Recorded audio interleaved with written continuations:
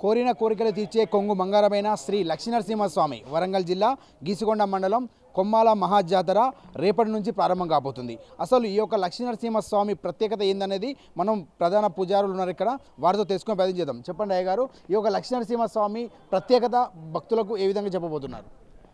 గంభీరం మహావిష్ణుం జ్వలంతం శ్రోతోముఖం నరసింహం భీషణం భద్రం మృత్యోర్నమామ్యహం. శ్రీ లక్ష్మీనరసింహ పరబ్రహ్మణే నమః. ఈ వార్షిక బ్రహ్మోత్సవాలు పాల్గొన శుద్ధ సప్తమి నుంచి పాల్గొన బహుళ చవితి వరకు అత్యంత వైభవంగా నిర్వహించబడును.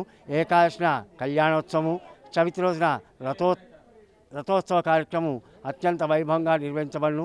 పౌర్ణమి రోజున పూర్ణాహుతి తదుపరి బండ్లు తిరుగుట శకటయానోత్సవం జరుగును.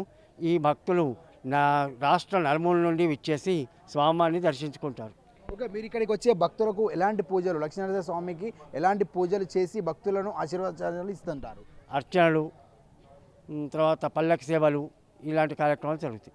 అయితే ఈ జాతర 3వ తారీఖు నుంచి, మార్చి 3వ తారీఖు నుంచి ప్రారంభమై ఉగాది వరకు ముగిస్తుంది కదా.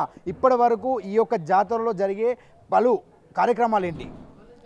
ఈ బ్రహ్మోత్సవాల్లో స్వామివారి మొదట అధ్యయనోత్సవాలు, తర్వాత స్వామివారి కళ్యాణోత్సవము, తదుపరి పూర్ణాహుతి శకటయానోత్సవము. ఆ 3 రోజులు మాత్రం స్వామివారి దర్శనాలకు భక్తుల దర్శనార్థం ఉంటాయి. చవితి రోజున రథోత్సవ కార్యక్రమం, శ్రీ పుష్ప యాగము, గ్రామ పర్యటన ఉంటాయి. ప్రతిరోజు మాత్రం వివిధ వాహన సేవలు ఉంటాయి. సో ఇక్కడికి వచ్చే భక్తులకు, ముఖ్యంగా స్వామివారిని దర్శించుకునేందుకు వచ్చే భక్తులకు ఎలాంటి సూచనలు ఇవ్వబోతున్నారు? క్యూ లైన్లో రావాలి.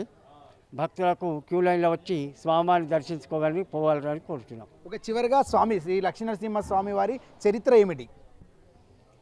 శ్రీ స్వామివారు ఈ చుట్టుపక్క పొలాల్లో జొన్న తినేసి ఉండే. అప్పుడు స్వామి చిన్న బాలుని రూపంలో వచ్చి నాకు తినడానికి ఏమైనా తీసుకురా అని చెప్పిండు రైతుతోటి. ఆ రైతు పక్కనున్న గ్రామానికి పోయి తినడానికి సర్ది తీసుకొని వచ్చేసరికి బాలుడు కనీసం ఒక 50 ఎకరాల పంటలు కోసి కింద పడేసిండు.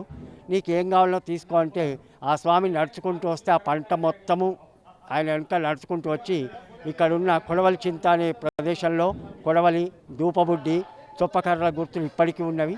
స్వామివారు లోపలికి చేరిన తర్వాత బండను చీల్చుకొని లోపలికి చేరిండు. ఆ తర్వాత చక్రవర్తి వెంకట నరసింహాచార్య అనే మహానుభావుడి కళ్ళలో అవపడి తాను ఇక్కడ ఉన్నట్టుగా స్వప్నంలో అవపడి అప్పటి నుండి పాంచరాత్ర ఆగమ ప్రకారముగా కార్యక్రమాలు జరుగుతుంది. ఓకే, థ్యాంక్ యూ అండి. చూశారు కదా, స్వామివారి బ్రహ్మోత్సవాలు మార్చి నెలలో 16 రోజుల పాటు అత్యంత వైభవంగా జరుగుతాయి. ఈ యొక్క బ్రహ్మోత్సవాలకు వచ్చే భక్తులకు ఎలాంటి అవాంఛనీయ జరగకుండా ఇక్కడికి వచ్చే భక్తులు స్వామివారి దర్శనానికి వచ్చే వారికి మంచి జరిగేందుకు, అంటే కోరికలు నెరవేర్చే స్వామి లక్ష్మీనరసింహ స్వామి వారిని ఇక్కడ తారి యొక్క చరిత్రను పూజారులు తెలిపారు. కెమెరామ్యాన్ బాలుతో రాజేంద్ర ప్రసాద్, భారత్ టుడే, వరంగల్.